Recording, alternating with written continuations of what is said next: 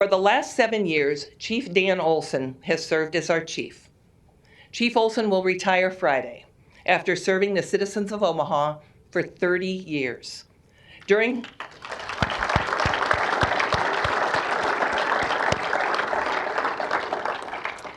his tenure as chief, he supervised the design and construction of Omaha's first new fire station in 22 years. Station 31 opened at 34th and Q Street in July.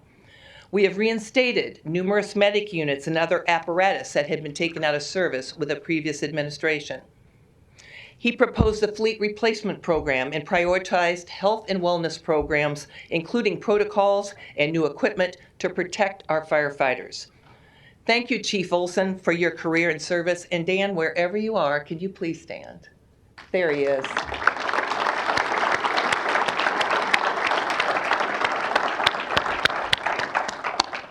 And also, I want to welcome incoming Fire Chief Kathy Bossman. Kathy, where are you? There she is.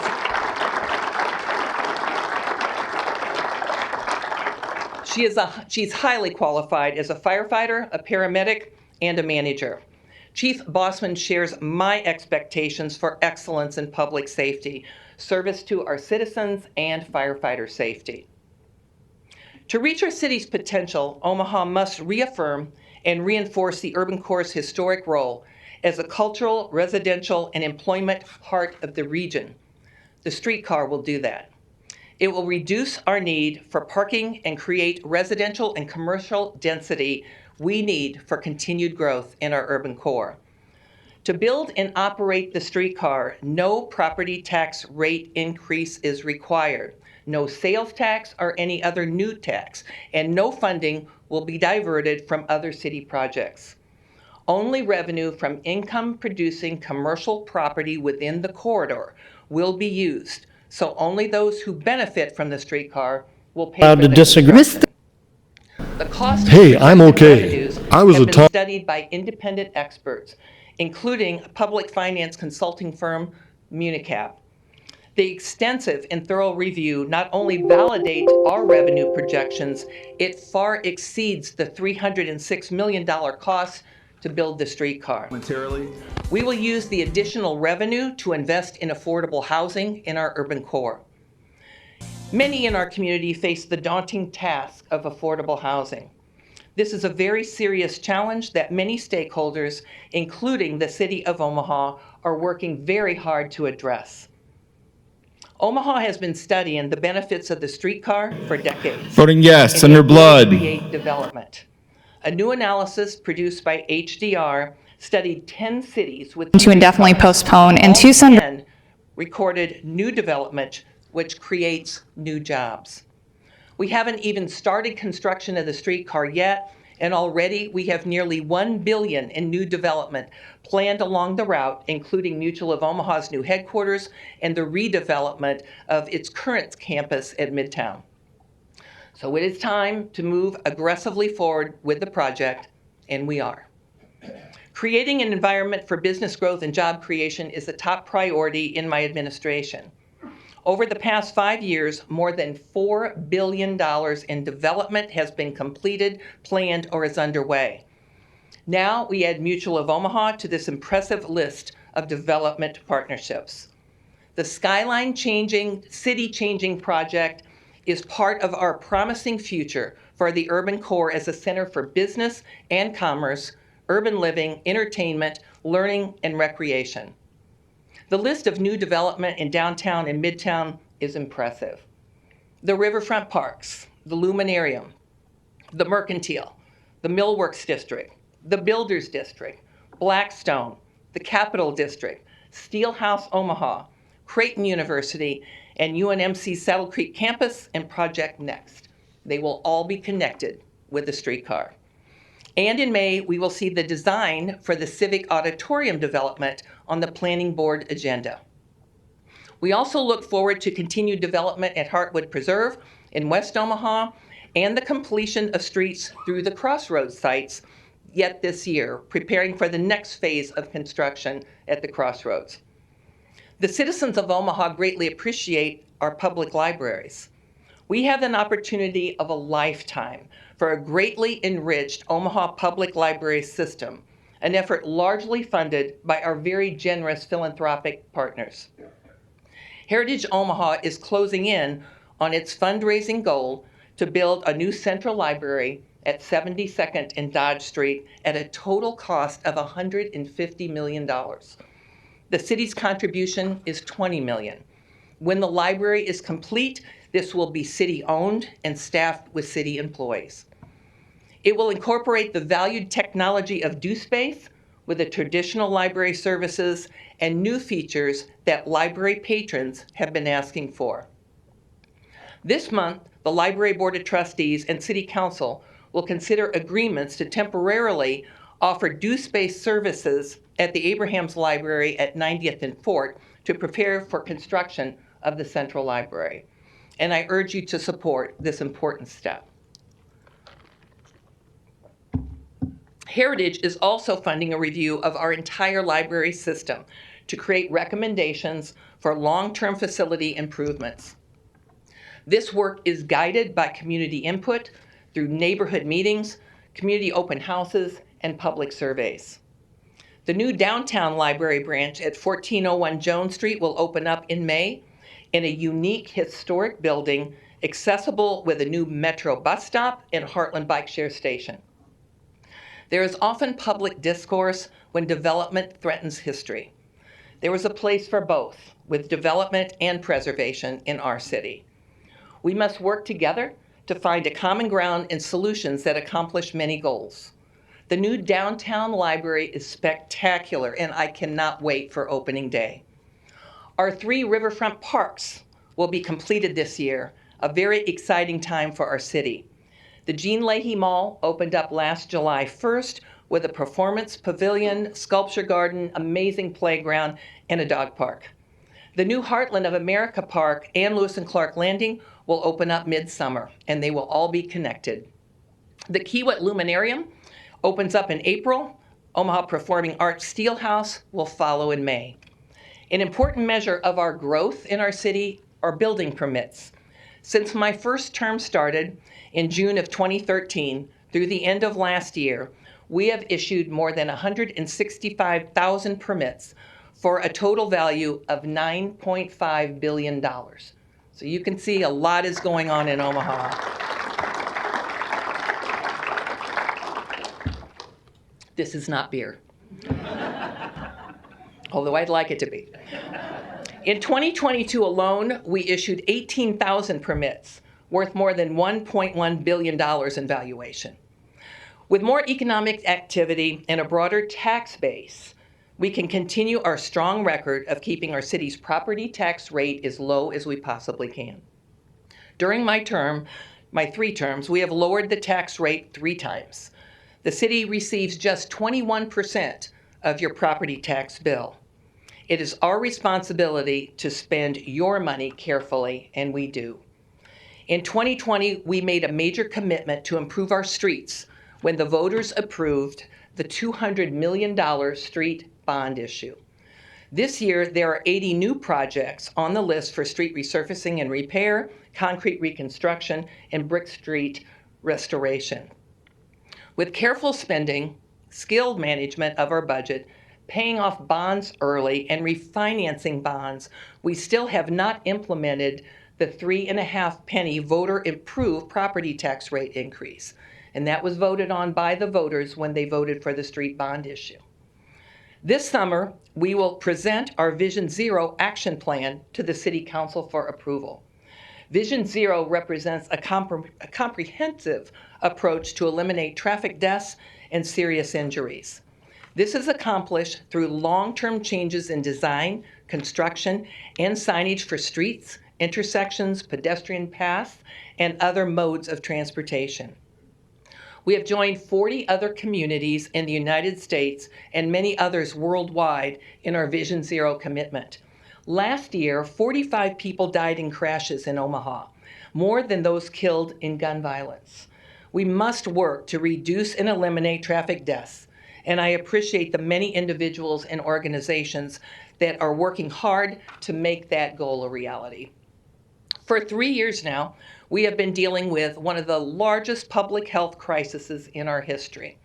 In May, the Biden administration will lift the COVID-19 national and public health emergencies, one sign that the pandemic is finally behind us. Most of us have returned to everyday lives, and our distribution of federal assistance funds are winding down. But more than 15,000 households in 33 Omaha zip codes have benefited from the Emergency Rental Assistance Program, or otherwise known as ERAP. And I want to repeat that, 15,000 Omaha households in 33 Omaha zip codes. We have provided almost $86 million in rent payment and $9 million in utility assistance. Thank you to our partners, Match, for managing this program, and that has allowed so many people to remain in their homes through the pandemic. Through the Federal American Rescue Plan Act, or ARPA, we have received just over $112 million directly to the city. Our largest ARPA investment is a partnership with Front Porch Investments to create and preserve affordable housing and to support access to affordable housing for renters, homebuyers, and homeowners. We are also supporting our hotel and tourism industry, improving park and public spaces, and providing grants to business improvement districts. Over 50 local nonprofit organizations that provide services including mental health, job training and employment, violence prevention, and access to shelter and food have been our partners. So I want to thank our partners, United Way of the Midlands, led by Shauna Forsberg, and Omaha Community Foundation President Donna Cush, for coordinating the applications for these awards. If you two are here, could you please stand? Donna, thank you. Thank you. Thank you. We are making a direct impact on the citizens of Omaha. Like the family of 7 needing help with groceries after one parent lost their job. Together Pantries program offered immediate help. Or the elderly woman coming to Together in tears because she could only afford to eat once a day. Imagine her gratitude when Together provided the food she needed thanks to a $100,000 grant from our ARPA funds. The pandemic created greater need for mental health services. An ARPA grant provided an opportunity to expand the Methodist Community Counseling Program. A student with a history of addiction, arrest, and paranoia and psychosis now receives regular counseling and has joined the support group and has set a career goal. My client feels like a new person, and for the first time, he has hope for the future, said his Methodist counselor. And there are many similar stories. Methodist community counselors conducted more than 8,600 sessions last year, a 16% increase over the year before. Certainly a measure of increased need and our response. The Methodist Community Counseling Program and Together are examples of the network of support available in Omaha. Many of the nonprofit agencies that received ARPA funds are here today. Could you please help me recognize these agencies, staff, and volunteers for making a difference one person at a time? Could you please stand if you are here that have been working with us, the nonprofits?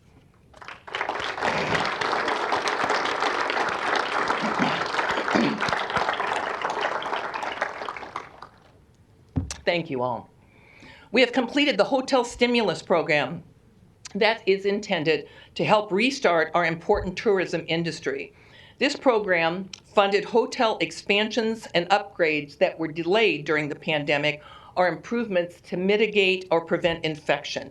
This is a true stimulus plan.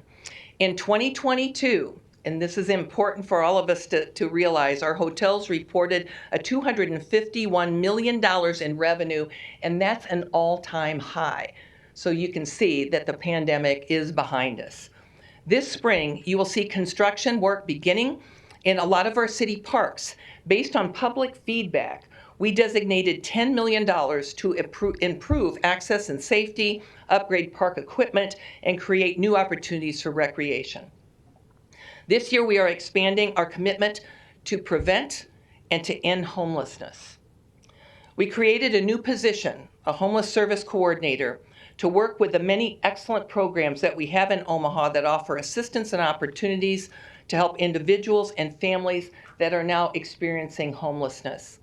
Tamara Dwyer's personal and professional experience with homeless and housing instability gives her a unique expertise to help make people successful and to help them with transitions from homelessness to safe housing, employment, health care, and other necessities. Current estimates show that there are approximately 1,300 people in Omaha that may be homeless in the metro area, and 160 may be living on the streets. We can all agree that this is not acceptable. The solution will take time, and we won't end homelessness unless we have a stronger prevention program.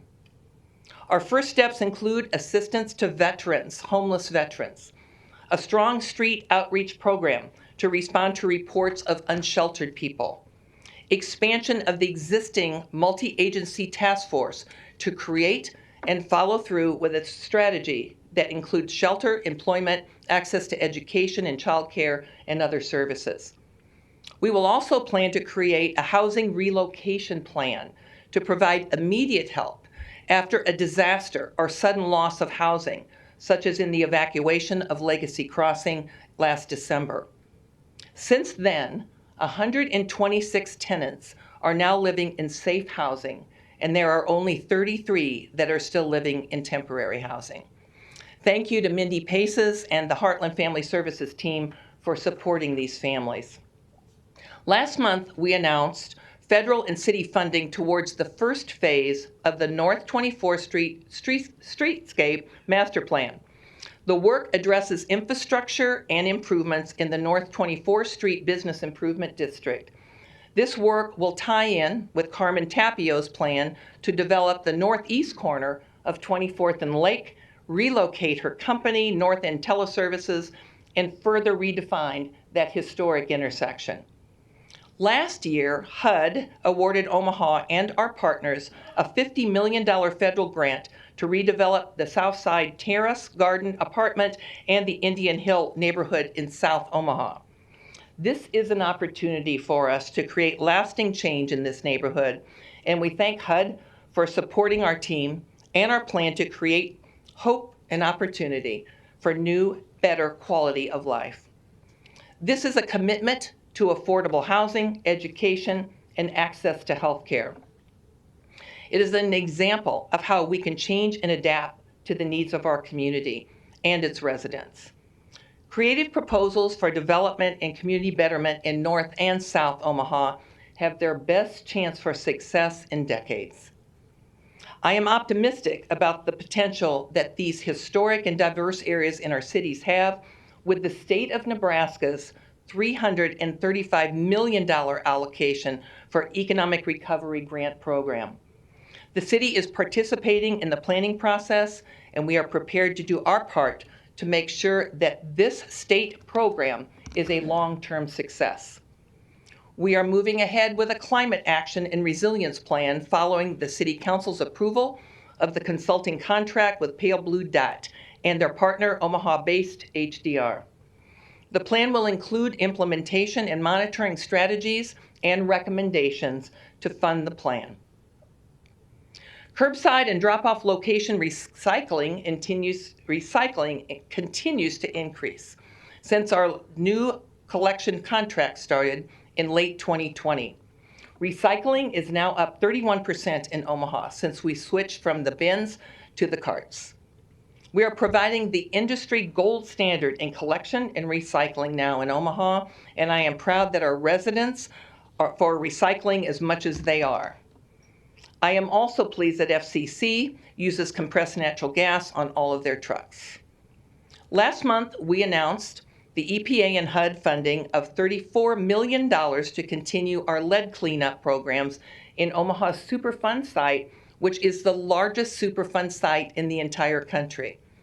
We are making excellent progress to remediate lead in the soil and paint, resulting in safer and healthier homes for families, especially children.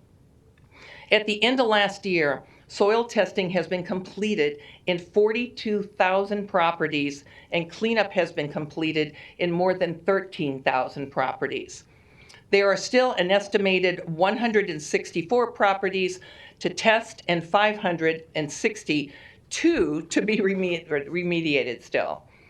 And a statistic that shows the most important result, and that is the percentage of children with elevated blood lead levels has fallen from 36% in Omaha to less than 2%. So you can see we're making a big difference. So as I said before, Omaha is on the right track, defined by our ability to work together, to collaborate, to innovate, and to overcome challenges to build a strong foundation for our future. Omaha is a great place, and we are in a great place. The city is positioned for greater promise, all tied together with an enduring and positive community spirit. And it's all because of all of you. Thank you all for being here today.